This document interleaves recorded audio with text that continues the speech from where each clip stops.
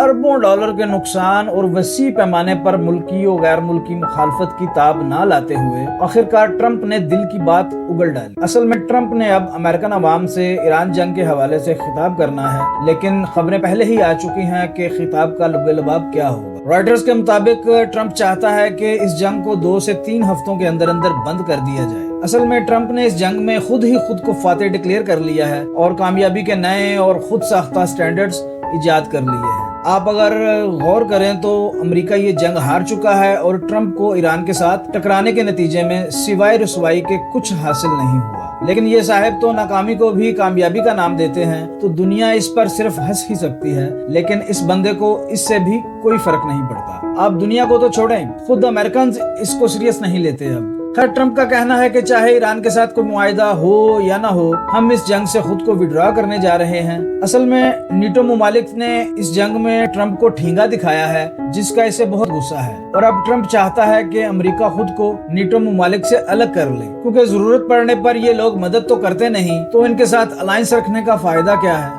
आप अगर गौर करें तो ट्रंप की गुफ्तगू से उसकी डेस्परेशन वाज़ह हो रही है। अंदर से वो नेतन्याहू पर भी तपा हुआ है, लेकिन खैर ये उसे कुछ नहीं कह सकता, क्योंकि वो इसका एंटरटेनर भी है और ब्लैकमेलर भी।